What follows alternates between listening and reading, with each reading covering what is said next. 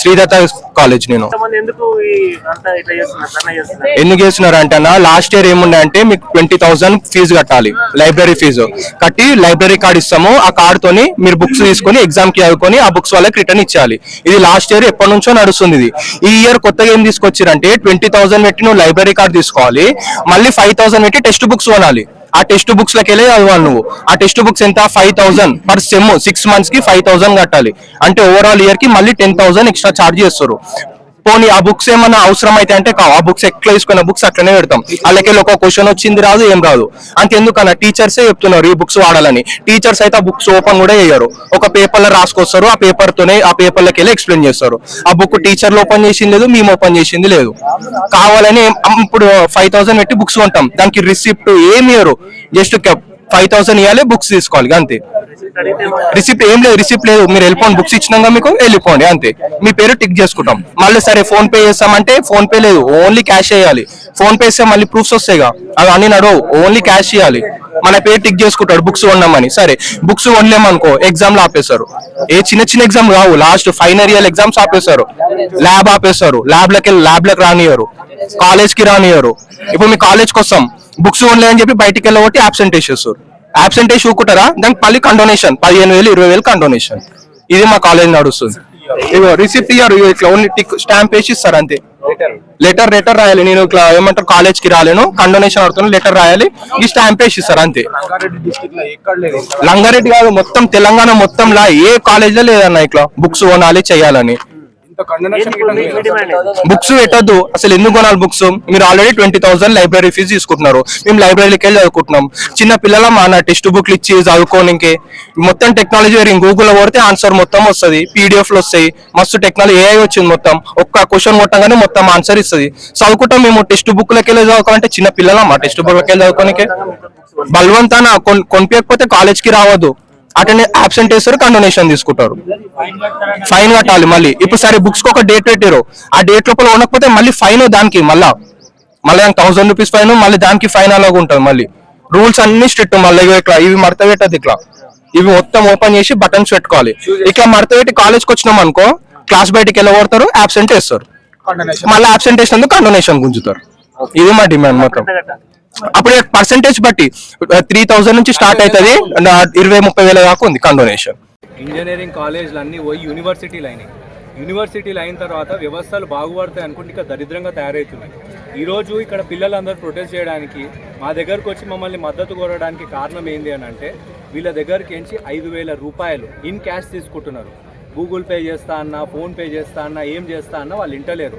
మీరు సచ్చినట్టు 5,000 రూపాయలు క్యాష్లో కట్టాలి, మీకు రిసిప్ట్ ఇయ్యం. ఈ 5,000 రూపాయలు ఎందుకు అని అంటే, ఇంజనీరింగ్ కాలేజ్లో బుక్కులు అమ్ముతున్నారు, ఏవి టెక్స్ట్ బుక్కులు అమ్ముతున్నారు. ఇది నిజంగా చెప్తున్నా కదా, సిగ్గుచేటు. నారాయణ చైతన్య కాలేజీలలో బుక్కులు అమ్మడమే నేరం అని చెప్పేసి దాని గురించి మేము కొట్లాడుతుంటే ఆ రోగం ఈ ఇంజనీరింగ్ కాలేజ్లకు వాకింది. ఇది ఫస్ట్ థింగ్. రెండోది, పిల్లలు ఎవరైనా సరే చెప్పులు మామూలుగా ఆటో నడిపించుకునేటువంటి పిల్లలు ఉంటారు, లేకపోతే పొలం దున్నేటువంటి పిల్లలు ఉంటారు, రైతులు ఉంటారు, పేద మధ్యతరగతి నుండి చాలామంది ఉంటారు. షూస్ ఉండేమో వాళ్ళ దగ్గర, చెప్పులు వేసుకొని వస్తారు. చెప్పులు వేసుకొని వచ్చినా అని చెప్పేసి నిన్ను రానియమో అంటారు. సరే అటెండెన్స్ అయ్యారు. ఇట్లా కావాలని చెప్పేసి నువ్వు చెప్పులు వేసుకొచ్చినావు అని అటెండెన్స్ అయ్యా. ఇప్పుడు నేను ఇగో ఇట్లా మడత పెట్టుకున్నా, ఇట్లా వేసుకొని వచ్చినా కూడా కాలేజ్ లోపల రానియారంట, దీనికి ఫైన్ వేస్తారంట, అటెండెన్స్ వేయారంట, మొత్తం మడత పెట్టుకొని రావాలంట. ఇవేమన్నా రూల్స్? ఎవడన్నా ఇంజనీరింగ్ కాలేజ్ వాడు జ్ఞానం గురించి మాట్లాడాలి, నాలెడ్జ్ గురించి మాట్లాడాలి, వీటి గురించి మాట్లాడకుండా ఈ రూల్స్ పెట్టి కావాలని అటెండెన్స్ తక్కువ చేసి వీళ్ళు మళ్ళీ ఏం చేస్తున్నారంటే లాస్ట్కి వచ్చేసరికి కండోనేషన్ ఫీజ్ 1,000 రూపాయల దగ్గర నుండి దగ్గర 25,000 వాళ్ళ ఇష్టానుసారంగా ఇచ్చి ఇట్లాంటి రసీదులు ఇస్తారు. వీళ్ళు ఏం లేదు, పెయిడ్ అని చెప్పి సంతకం పెడతారు. ఆ సంతకం ఉందో తెలియదు, కాలేజ్ స్టాంప్ ఉండదు, కాలేజ్ రిసిప్ట్ ఉండదు. ఈ పిల్లగాడు 8,000 కట్టిండు, ఏం దానికి సరైన ప్రూఫ్ ఏం లేదు. సో ఇట్లా వీళ్ళు అటెండెన్స్ నెపంతో లక్షల రూపాయలు పిల్లల దగ్గర నుండి ఫీజు గుంజి అసలు యూజీసీ రూల్స్ అయి ఉండొచ్చు, ఏఐసిటిఈ రూల్స్ అయి ఉండొచ్చు, వీటన్నిటికీ విరుద్ధంగా ప్రవర్తిస్తున్నారు. నిన్న పిల్లలు ఇగో ఇట్లుంది సార్, మీరు ఏదో చేయండి అని వారం 10 రోజుల నుండి వాళ్ళకి మొత్తుకుంటుంటే ఈరోజు నిన్న ఆల్రెడీ వీళ్ళ కంప్లైంట్స్ అన్నీ పోయినాయి. సీఎం గారి దగ్గరికి పోయింది కంప్లైంట్, మన education department higher education department principal సెక్రటరీకి పోయింది complaint, Telangana council for higher education అందరికీ కంప్లైంట్స్ పోయినాయి ఈ కాలేజ్ మీద ఇట్లా చేస్తారు యాక్షన్ తీసుకోండి అని చెప్పేసి. అవన్నీ ఇచ్చిన తర్వాత ఈరోజు వచ్చి ఇక్కడ కూర్చున్నాం. ఎందుకంటే ఈయన సంతోష్ కుమార్ పాత్ర కొత్త డైరెక్టర్ ఎవరైతే వచ్చిండో ఇంతకుముందు సెయింట్ మార్టిన్స్ కాలేజ్లో చేసిండు. మేము అప్పుడేం మాట్లాడలేదు, సరేలే ఏదో ఇంజనీరింగ్ కాలేజ్లో పొరపాట్లు అయితేలే అన్నట్టు కూకున్నాం. కానీ ఆయన వీడికి వచ్చుడొచ్చుడుతోనే ఈ బట్టల రూల్స్, చెప్పుల రూల్స్, 5,000 రూపాయల రూల్స్ ఇవన్నీ మొదలైనవి. ఇవన్నీ ఇంతకుముందు సెయింట్ మార్టిన్స్ కాలేజ్లో ఉన్నాయి. మీరు పోయి సెయింట్ మార్టిన్స్ కాలేజ్ పిల్లల్ని అడగండి, బ్లేజర్ ఒకటి కాలేజ్ వాడు యూనిఫామ్ పెట్టి బ్లేజర్ అమ్ముతాడు. ఆ బ్లేజర్ బయట కొనుక్కుంటే 1,000-2,000 దొరికే బ్లేజరు కాలేజ్ వాడు 7,000 తీసుకుంటాడు. అదేమన్నా రేమండా లేకపోతే రీడ్ అండ్ టైలరా? కాదు కదా. సో అట్లా వాళ్ళు 8,000, 10,000 బ్లేజర్లకు, బుక్కులకు 5,000. ఇంజనీరింగ్ కాలేజ్లో బుక్కులు అమ్ముడేంది? ఎక్కడన్నా అసలు ఇన్నా కూడా గలీజ్ అనిపిస్తుంది. ఏదో ఒక సిలబస్ ఇస్తారు, ఆథర్ల పేర్లు చెప్తారు, లైబ్రరీకి పోయి ఈ బుక్కులు రిఫర్ చేసుకొని నోట్స్ ప్రిపేర్ చేసుకొని చదువుకోండి, ఎగ్జామ్స్ రాయండి అని అంటారు. ఇంత గలీజ్గా అయిపోయింది. మళ్ళీ ఇంకొక దౌర్భాగ్యకరమైన విషయం ఏంటంటే ఈయన సంతోష్ పాత్ర ఆడ ఏది మన కాలేజ్లో ఉండే సెయింట్ మార్టిన్స్ కాలేజ్లో ఉన్నా ఈడున్నా, ఇప్పుడు ఎవరన్నా సెక్యూరిటీ ఆఫీసర్లు, వాచ్మెన్లు వీళ్ళు పిల్లలు ఇట్లా చేస్తుంటే సెక్యూరిటీ కోసం వీడియోలు తీసిరంటే అర్థం పర్థం ఉంటుంది. హెచ్ఓడీలు, ఫ్యాకల్టీలు వీళ్ళు వచ్చి ఫోన్లు పట్టుకొని వీడియోలు తీసుడేంది, వీడియోలు తీసి పిల్లల్ని క్లాస్ రూమ్లో టార్గెట్ చేసి బెదిరించుడేంది. నేను ఆ రోజు ఆ హెచ్ఓడిని అడిగిన, ఆయన సెయింట్ మార్టిన్స్ కాలేజ్ దగ్గర మీరు ఎవరు అని అంటే నేను ఫ్యాకల్టీని అన్నాడు. ఎంత దౌర్భాగ్యమైన పరిస్థితి. మీరు ఫ్యాకల్టీ అయ్యి ఉండి వచ్చి బయట పిల్లల వీడియోలు తీసి వాళ్ళని లోపలికి పోయిన తర్వాత బ్లాక్మెయిల్ చేస్తారు. గిందుక కాలేజ్లకు యూనివర్సిటీలు అయినాక పెద్ద పెద్ద గ్రౌండ్లు ఉంటున్నాయి, కానీ 3:30-4 తర్వాత కాలేజ్ వదిలేసిన తర్వాత ఏంది అని అంటే ఇట్లాంటి అడ్డమైన ఫీజులు మీరేం తీసుకోవద్దు. గవర్నమెంట్ ఏదైతే ఫీజు ఫిక్స్ చేస్తుందో అది కట్టడానికి మాకేం అభ్యంతరం లేదు.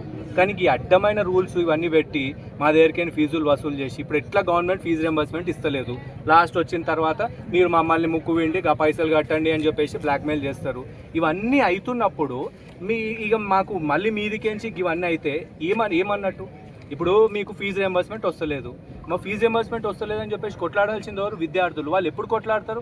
అరే మన పిల్లలు, అరే మేము టీచర్లం, మీరు అంతా మనోళ్ళురా అన్నప్పుడు అరే మా కాలేజ్కి ఇట్లా కష్టం వచ్చిందని పిల్లలు కొట్లాడతారు. కానీ కాలేజే మీది కాదు, మీరు ఏదో అదేంది పూటకూళ్ళ లెక్క కాలేజ్కి వచ్చారు, పైసలు కట్టారు, అయిపోయింది, మీకు మీ ముఖాన డిగ్రీ పడేస్తామని అంటే ఇది కరెక్టా? ఇప్పుడు ఎట్లుందంటే వ్యవస్థ, నువ్వు కాలేజ్కి రాకు, ఆ ఫీజు కట్టేసినావు అనుకో నీకు అటెండెన్స్ ఫుల్ అయిపోతుంది. ఇది కరెక్ట్ కాదు. నేను చెప్పేది కూడా ఏంటంటే నువ్వు D10 అయితే D10గా, కండోనేషన్కి కూడా ఒక లిమిట్ ఉంటుంది. ఆ లిమిట్లు ఉంటే దాని తగ్గట్టుకి ఏదో బేర్ మినిమం ఫీజు తీసుకొని లెటర్లు రాపించుకో. మెడికల్ గ్రౌండ్స్ మీద పిల్లలు, మెడికల్ గ్రౌండ్స్ కాలు ఇరిగి చెయ్యి ఇరిగి కూడా పిల్లలు సార్ నేను రాలేకపోయినా కాలేజ్కి అని చెప్పేసి ఆ ప్రూఫ్లు చూపిస్తే ఇవన్నీ ఫేక్ అంటున్నారంట. ఇంతకంటే దౌర్భాగ్యం ఇంకేమన్నా ఉంటుందా? ఇంత గలీజ్గా వ్యవస్థ తయారైపోయింది. అందు గురించే మేము ప్రధానంగా ప్రభుత్వం ముందు కూడా 4 డిమాండ్లు పెడుతున్నాం. ఒకటి, ఏ ఇంజనీరింగ్ కాలేజీలనైనా మేము ఫీజులు కాలేజీకి కట్టాం. కాలేజీలు క్యాంపస్లన్నీ క్యాష్లెస్ క్యాంపస్ల లెక్క కావాలి. ఎందుకంటే నరేంద్ర మోడీ కూడా చెప్పిండు గూగుల్ పేలు, ఫోన్పేలు వాడండి అని చెప్పేసి. వీళ్ళు దరిద్రంగా పైసలు తీసుకుంటున్నారు. సో క్యాష్లెస్ క్యాంపస్లు ఉండాలి. ఏదైనా పైసలు కట్టేది ఉంటే మేము గవర్నమెంట్కే కడతాము. గవర్నమెంట్ అవి కరెక్ట్గా అనిపిస్తే కాలేజీకి ట్రాన్స్ఫర్ చేయాలి. రెండో డిమాండ్ ఏంటి అని అంటే ఇవాళ రేపు ఫోన్లు మన అందరి దగ్గర అయిపోయినాయి. పేపర్ కరెక్షన్ అయిన తర్వాత కావాలని పిల్లల్ని ఏం చేస్తారు అంటే ఫెయిల్ చేస్తారు. ఫెయిల్ ఎందుకు చేస్తారు? Revaluation fee, recounting fee and మూడవది ఈ మన రీఎగ్జామినేషన్ ఫీజు. ఇవి వసూలు చేసుకోనికే కావాలని ఫెయిల్ చేస్తారు. ఆ ఫీజులు కట్టిన తర్వాత పిల్లలు పాస్ అయిపోతున్నారు. ఇప్పుడు వ్యవస్థలో ట్రాన్స్పరెన్సీ, పారదర్శకత ఎక్కడున్నట్టు? సో అందుకే ఏంది అని అంటే డిజిటైజేషన్ ఆఫ్ ఆన్సర్ స్క్రిప్ట్స్. ప్రతి ఒక్క ఆన్సర్ స్క్రిప్ట్ రాసిన తర్వాత స్కాన్ చేసేసి వెబ్సైట్లో పిల్లాడు రిజల్ట్ చూసుకునేటప్పుడు ఆయన ఆన్సర్ షీట్ కూడా ఆయన కనబడేటట్టుగా ఉంటే ఓ ట్రాన్స్పరెన్సీ అర్థం ఉంటుంది. అప్పుడు మేము పాస్ అయితే పాస్ అయినాం, ఫెయిల్ అయితే ఫెయిల్ అయినాం, మిమ్మల్ని వచ్చి అడగం. అండ్ మూడోది ఏంటి అని అంటే ఇప్పుడు ఏ కాలేజ్లో పోయినా గలీజ్గా అటెండెన్స్ అని బ్లాక్మెయిల్ చేస్తారు పిల్లల్ని. బయోమెట్రిక్ అటెండెన్స్ ఇంజనీరింగ్ కాలేజీలలో కూడా పెట్టేసేస్తే ఒక పరిశాన్ ఉండదు. పోతాము, వేస్తాము, నీకు ఫీజు కాలేజ్ గవర్నమెంట్కి కడతావు, బయోమెట్రిక్ అటెండెన్స్ ఉంటుంది, ఆన్సర్ స్క్రిప్ట్స్ కూడా ఉంటాయి. డిగ్రీలు ఇయనికి కూడా వీళ్ళు ఇబ్బంది పెడుతుర్రు. కాబట్టి ప్రభుత్వం వెంటనే దీనికి కావాల్సిన చట్టాలు తయారు చేసి డిగ్రీ సర్టిఫికెట్లు కూడా గవర్నమెంటే ఇష్యూ చేయాలి. ఆ రకంగా చట్టాలు తెస్తేనే ఈ పోకడ మారుతుంది. ఇప్పుడు విద్యార్థులు వారం రోజుల నుండి మొత్తుకుంటున్నారు, రిపబ్లిక్ డేకి మా ఆఫీస్కి వచ్చి ఇట్లుంది పరిశాన్ అని చెప్పేసి. అంటే మేము ఇక దానికి సంబంధించి వాళ్ళు మాట్లాడింది పబ్లిసైజ్ చేస్తే ప్రతి ఒక్కరికి తెలిసింది. ఈరోజు ఇట్లా ప్రొటెస్ట్ చేద్దాం అనుకుంటున్నామని కాలేజ్ వాళ్ళకి ముందే నోటీస్ ఇచ్చారు. నోటీస్ ఇస్తే కాలేజ్ వాళ్ళని బెదిరిస్తున్నారు తప్ప ఎక్కడా కూడా వాళ్ళు కరెక్ట్గా మీ సమస్యను సాల్వ్ చేస్తామని మాత్రం అంటలేదు. ఇది విద్యార్థి నుంచి ఒకసారి తీసుకున్నాం. నేను శ్రీదత్త కాలేజ్ చదువుతున్నాను. ఇప్పుడు మాకు స్కాలర్షిప్ గవర్నమెంట్ నుంచి వెళ్ళి కొంత ఇస్తారన్న. ఇప్పుడు ఇచ్చిన దాంట్లో కొంత కాలేజ్ కి కట్టాలి, కొంత హాస్టల్ ఉన్న వాళ్ళకి కొన్ని బిల్స్ అని పర్సనల్ యూజెస్ అనే ఉంటాయి. అవి మాకు ఎంత ఇచ్చి రీసౌండ్ నార్మల్ గా 40,800 పడ్డాయి అన్న. 40,800 అక్కడ పడితే హాస్టల్ ఉన్న వాళ్ళకి యూజెస్ ఏముండవు అన్న. మేము ఏమని పేరెంట్స్ నుంచి అడగాలి చెప్పి, వాళ్ళు ఆల్రెడీ హాస్టల్ ఫీజు కడుతున్నారు, మళ్ళీ 20,000 కాలేజ్ ఫీజు కట్టాలి, సెమిస్టర్ 2,000 ఫీజు కట్టాలి, బుక్స్ కి 5,000 కట్టాలి. మేము ఏడికెళ్ళని పైసలు తీసుకురావాలన్న ఇవన్నీ. ఇప్పుడు 40,800 స్కాలర్షిప్ మొత్తం వాళ్ళకే ఇచ్చేస్తే మేము ఏం యూజ్ చేసుకోవాలి? మాకు గవర్నమెంట్ కాలేజ్ కి కట్టమనేది 38,000 మాత్రమే. మిగతా పైసలన్నీ మాకు, మా పర్సనల్ యూజెస్ కి మాకు. మేము ఏం కట్టాలి కాలేజ్ కి? మొత్తం కాలేజ్ కి కడితే మేము ఎందుకున్నట్టు. ఇంకా నాకు ఇప్పుడు నార్మల్ గా పేపర్ ఉంటది కదా, పేపర్ కి మాక్సిమం ఎవరైనా సరే కానీ పాస్ మార్క్స్, సరే పాస్ మార్క్స్ కాకుండా కూడా కొంతమంది మొత్తం రాసేసి వస్తారన్న. అట్లా ఎట్లా ఫీల్ చేస్తారన్న? 20 మార్క్స్ వేస్తారు. ఇప్పుడు నార్మల్ 21 కి పాస్ అన్న, 20 మార్క్స్ వేస్తారు, 1 మార్క్ తీసేసి ఫెయిల్ చేస్తారు. ఇప్పుడు రీకరెక్షన్ పెట్టాలన్న, ఒక్క సబ్జెక్ట్ కి 2,000 అన్న రీకరెక్షన్ పెట్టాలన్న. రీకరెక్షన్ కి 2,000 అయితే సర్లే రీకరెక్షన్ ఎందుకు సప్లీ అని చెప్పి 500 పెట్టి సప్లీ రాస్తామా. సప్లీ రాసినాక మళ్ళీ పాస్ చేస్తారా? చెయ్యరు. అదేదో 3-4 సంవత్సరాలు. ఇప్పుడు ఎందుకన్నా మా 4th ఇయర్ అన్న వాళ్ళు ఉన్నారు కదా, వాళ్ళు అయిపోయింది, వెళ్ళిపోయారు, వాళ్ళు బయట ఏదో వేసుకుంటారు. వాళ్ళు వచ్చి ఇప్పుడు డిగ్రీ ఆ సర్టిఫికేట్ కోసం మళ్ళీ సప్లీ కూడా మళ్ళీ రాస్తున్నారు అన్న. వాళ్ళు అట్లా కంటిన్యూ చేస్తూనే ఉంటారు. పైసల కోసమే అన్న, పైసల కోసమే. ఇప్పుడు ఆ టెక్స్ట్ బుక్స్ మాకు ఏం యూజ్? మరి లైబ్రరీ కార్డ్ ఎందుకు తీసుకున్నాం అన్న? మేము ఇప్పుడు లైబ్రరీ కార్డ్ ఉంది మా దగ్గర, మాకేమైనా బుక్స్ టెక్స్ట్ బుక్స్ కావాలన్నా మేము లైబ్రరీ కార్డ్ చదువుకుంటాము. మరి లైబ్రరీ కార్డ్ ఎందుకు ఇచ్చినట్టు? ఈ టెక్స్ట్ బుక్లలో ఫస్ట్ సెమిస్టర్ లో మేము టెక్స్ట్ బుక్లు కొన్నాం, 5,000 పెట్టి టెక్స్ట్ బుక్లు కొన్నాం అన్న. అందులో నుంచి ఒక్క టీచర్ కూడా ఒక్క పేజ్ చదివి చెప్పలేదు. ఇప్పుడు ఒక్క టీచర్ మాకున్న టీచర్లే నేను వీడికి పిలిపిస్తా, ఎవరు ఒక్క పేజీ అట్లా చూసి చెప్పినా నేను అడగనా. ఇప్పుడే ఒక్కరు కూడా చెప్పలేదు. ఆ టెక్స్ట్ మాకు యూజ్ లేని వద్దానా? ఇప్పుడు మాకు యూజ్ ఉన్నది ఇవన్నీ మేము తీసుకుంటాం. ఇప్పుడు సెమిస్టర్ కి ఫీజు అన్నారు, ఓకే కడతాం. ఆ సెమిస్టర్ మేము ఎగ్జామ్ రాస్తాం కాబట్టి మేము ఫీజు కడతాం, ఓకే. ఆ టెక్స్ట్ బుక్స్ మాకు ఏం యూజ్ వస్తున్నాయి చెప్పానా? మేము 5,000 ఎందుకు కట్టాలి? లైబ్రరీ కార్డ్ మరి ఎందుకు ఇచ్చినట్టు? లైబ్రరీ ఫీజు ఎందుకు కడుతున్నట్టు? మేము ఎందుకు గ్రూప్లలో మెసేజ్ లో ఇప్పుడు ఎవరైతే క్లాస్ కి రాలేదు, ధర్నా కార్డు ఉన్నారో వాళ్ళకి అటెండెన్స్ లేదు, అటెండెన్స్ ఉండదు. అంటే ల్యాబ్ లో మొత్తం తీసేస్తారు, మమ్మల్ని టార్గెట్ చేస్తారు, రూమ్ కి పిలిపిస్తారు, సపరేట్ గా రూమ్ కి పిలిపిస్తారు. క్లాస్ కి రాకపోతే అటెండెన్స్ ఉండదు. ఇవాళ ఇప్పుడు బయట మీరు ఎందుకు ధర్నా చేస్తున్నారు? క్లాస్ కి రావాలి, ల్యాబ్ లలో కూడా అటెండెన్స్ వేయరన్న. ఇప్పుడు 5,000 పెట్టి టెక్స్ట్ బుక్స్ రికార్డ్స్ కొన్నాను, ఆ రికార్డ్స్ కొనకపోతే మమ్మల్ని అయితే ముప్పు తిప్పలు పెడతారన్న. నిజంగా ఆ రికార్డ్స్ లేకపోతే అటెండెన్స్ ఉండదు. మమ్మల్ని మేము లాస్ట్ ఇయర్ సెమిస్టర్ లో మా ఫ్రెండ్ ఒక అతనన్న పర్సనల్ ఫ్యామిలీ ప్రాబ్లం వల్ల కొంచెం టెక్స్ట్ బుక్స్ డిలే అయింది మేడం, నేను తర్వాత కొంటా అని చెప్పినాడు. లాస్ట్ వరకు తనకు ఒక్క అటెండెన్స్ వేయాలన్న, ల్యాబ్ లో ఒక్క అటెండెన్స్ వేయలేదు. మొత్తం ల్యాబ్ మొత్తం నిలబడ్డాడు, ఏ ల్యాబ్ ఉంటే ఆ ల్యాబ్ లో నిలబడ్డాడు. లాస్ట్ కి రేపు ల్యాబ్ ఎగ్జామ్ అనగా ఈ రోజు ఎట్లా కష్టపడి ల్యాబ్ రికార్డ్స్ కొని అప్పుడు సబ్మిట్ చేసిండు. మళ్ళీ ఆ ల్యాబ్ రికార్డ్స్ ఎవరు రాయలేదు అసలు. ఒక ఫస్ట్ పేజ్ 2, లాస్ట్ పేజ్ 2, ముందర సైన్ వెనకాల సైన్ ఇచ్చేస్తాం, మధ్యలో ఏముండదు. నేనే చెప్తున్నా అన్న, ఏముండదు. అంత ఉత్తిగా అన్న, ఏం ఉత్తి పైసల కోసం రిలీజ్ చేస్తున్నారు. సీట్ వచ్చినా ఏం చేయాలి? ఇప్పుడు ఈ కాలేజ్ గురించి ముందు తెలిస్తే ఎవరు రారు. ఇప్పుడు మేము కూడా మా జూనియర్, నేను చెప్పినాను ఒక చెల్లెకి, అరే వద్దురా 5,000 బుక్స్ ఇప్పిస్తున్నా, వద్దు రాకని చెప్పినాను నేను.